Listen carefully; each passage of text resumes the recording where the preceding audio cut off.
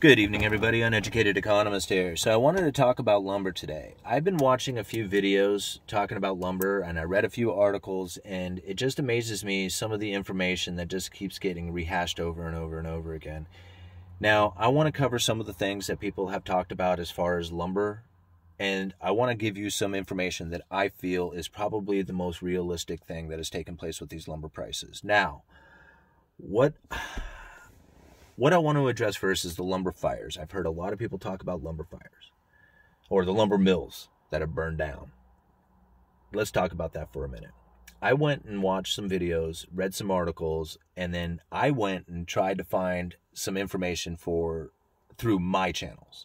Like, not the stuff that I read on the internet or anything like that, but just, the information that I can hear from the people that I know. And after I read the articles and watched the videos, something that I noticed about the mill fires is that almost all of them were the small-time mills, mom-and-pop style mills. These are some of them are pretty decent size with a lot of people who work them, but for the most part, they're not the lumber framing type of mills. These mills are massive mills that employ a lot of people that produce an insane amount of lumber. It's not like the mom-and-pop style mills that produce, which are very important. They produce a lot of different style of stuff out there, but they don't produce like the studs, like the framing lumber. That's a different type of mill of mass production. And although I did find where some of these mills had caught fire, it did not slow production down pretty much by any means. So after I read those articles that I saw on the internet, and I made that observation about how these are like more of the specialty boutique kind of style mills, mom and pop, although some of them were good size, they weren't exactly like the framing style mills, the mass production ones. So I asked my channels, that's like, I get on the phone, I'm like, hey guys, I'm looking to place an order. By the way, tell me about the mill fires you hear about. And they're like, what? And now this is like all of them, like 6 out of 6 vendors that I asked, like right after I watched those videos, none of them knew anything about what I was talking about. And this is like last year, and whenever I watched those videos. So I'm not sure about the mill fires out there, but as far as I can tell, it's not what has affected anything as far as the production of lumber goes. Now, the other thing I want to address is all the pictures and videos that people are talking about as far as the stacks of lumber everywhere, including the one that I did, where I showed off the local mill here. All that lumber is sold, right? This is the whole thing about this situation that we're in right now. All the lumber that you see with your eyes, unless it's sitting at a lumber yard, is already sold until it gets to that lumber yard, or actually until it's a stud in the wall. It's in its path to becoming a project, and it's always sold. If it's on a train, it's sold to wherever it's going. If it's on a truck, it's still going to wherever it's sold. Everything is sold. Here's the deal. Mills, order files. How far out can you get an order? That's where the whole situation is right now.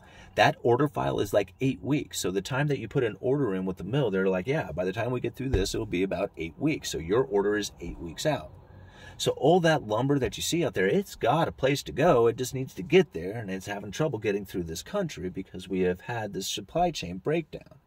And now, if you think about this, we've had this Canadian supply coming in for a long time. The British Columbia area supplied the United States with an insane amount of lumber. It traveled through the United States and throughout all the very different shipping channels that lumber distribution networks had.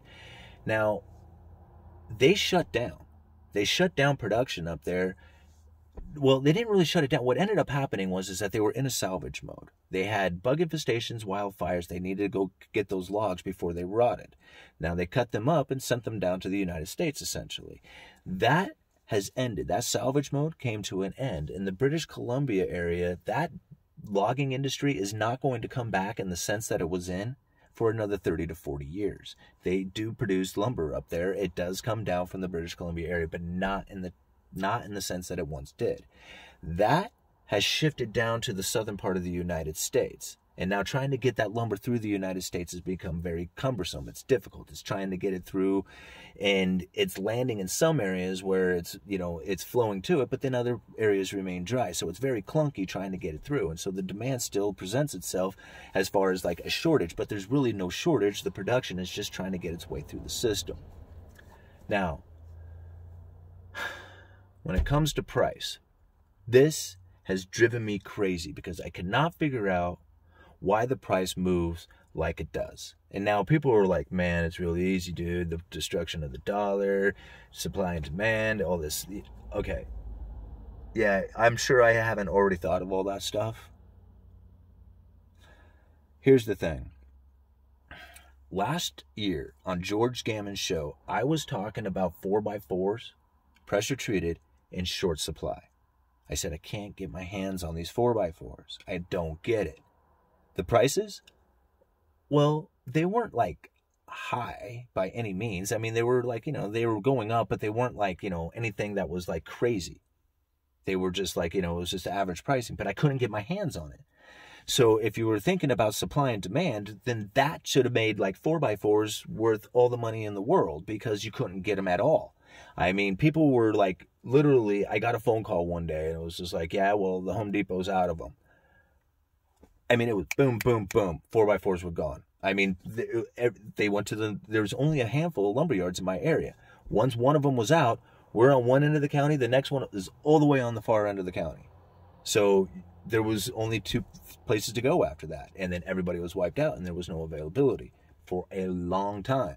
And when I mean a long time, it was like weeks. We would get a unit in. Nope. And the next week, well, we get that unit in. It was hard. I mean, I did videos talking about it. And those who, have been following me on this channel for the last couple of years, remember that I was talking about that pretty much every Monday morning. I do a pressure treated order and I was telling people what was available and what wasn't. I finally said, I remember the time I was like, okay, it looks like everything's available. And I stopped doing videos about that. And that was all last year. So here's the thing. The prices had peaked out like quite a bit earlier. It peaked out in 18, June of 2018. But the availability of them was much farther. That didn't happen until 2020, May 28th, as far as the lack of availability goes. So now I'm thinking about this delay in price versus availability. Because in June of 2018, when prices had peaked out, the prices dropped, but the production kept right on going. And see, it wasn't until November of 2019 that mills started announcing closures and curtailments, and I'll leave a link down in the description for that. So you think about that. November of 2019, just a couple of months later, March 2020, shutdown.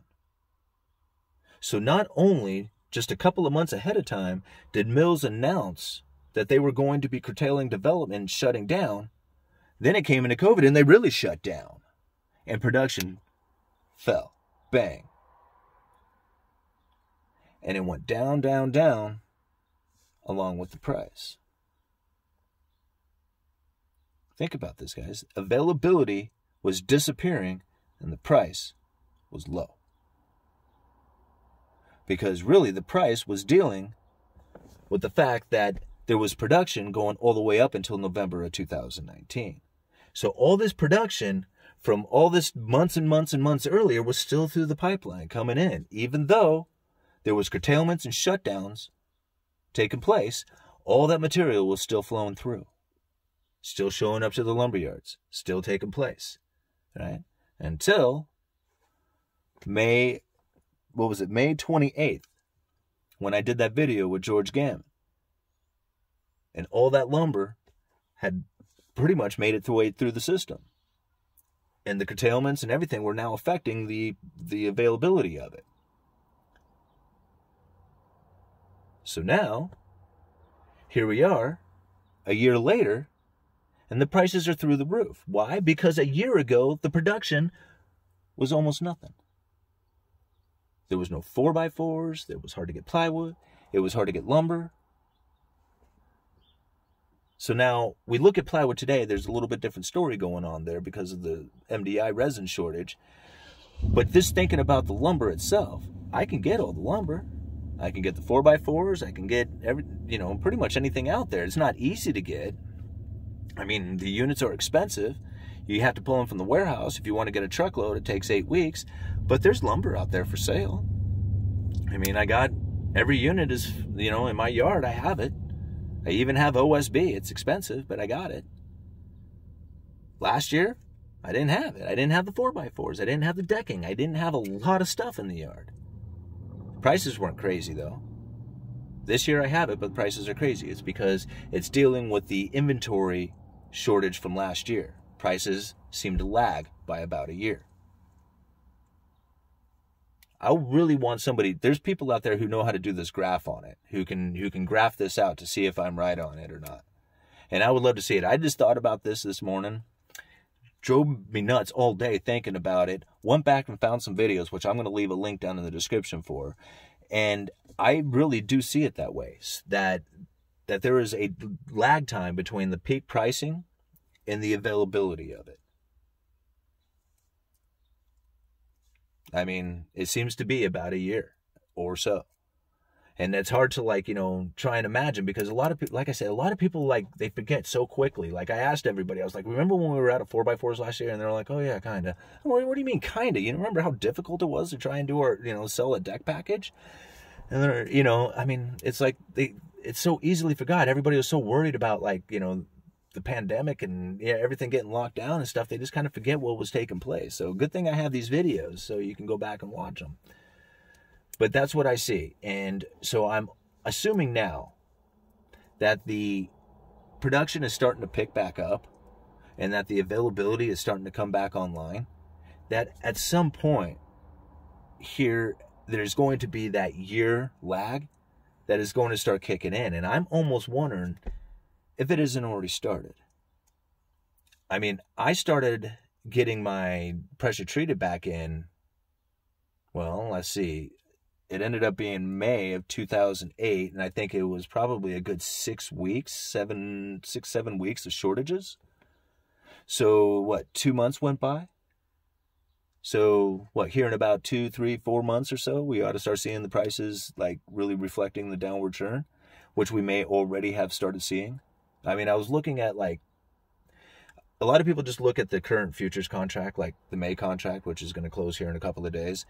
And I did a video talking a little bit about the volume on it, which I'm still trying to, like, wrap my head around, because the volume is still something I'm, like, when I look at how much volume was traded, like, you know, 3 years ago, it was an intense amount comparatively to today. So I'm trying to figure out what exactly that means. And what I mean is, like, thousands and thousands of contracts available at one time. And now it's just down to, you know, a couple thousand, a few hundred. And it just seems to me that there's, like, a concentration of the amount of contracts that are available for sale. And I'm still not quite sure on all that. But what I observed today is that we have had a little bit of a rise from the big drop that we had over the last, what was it? I guess on Monday, was it? Yeah, so Monday it dropped, today's Tuesday, so yeah. So we had a big drop on Monday and then a little bit of a rise on Tuesday on the May contract. However, what is it, July's contract, it dropped today on some pretty significant volume too. Like, it was like the most volume that had traded in the last year yesterday on Monday, and it was a pretty good one today on the July contract. And then I think in September showed something very similar to the July. So even though the May ticked up a little bit as far as the price on the future contract went, the other two, you know, following months out have dropped, and the volume was up, which leads me to believe there's more sellers than there are buyers in the market, at least going out there into the next couple of months, going into the summer, which you would think would be peak buying. You know, I mean, that would be like the time that you would want to secure your lumber. So we're going to find out a little bit more after this May contract closes and we start looking at the next one and where that goes to. But I really see that there, and it dawned on me when I was thinking about that meeting that I had with George Gammon, where we were, when I was talking about the, you know, the availability of 4x4s just not being there. And now it looks like the pricing would be as if we didn't have lumber from like a year ago. I mean, that's honestly like if you couldn't get 4x4s, you couldn't get a lot of stuff, what would the price be? It would be off the charts like it is today. But today we have the material. So anyway, I don't know. Was that just like super confusing? I'm going to post it anyway. Uneducated Economist, you guys let me know.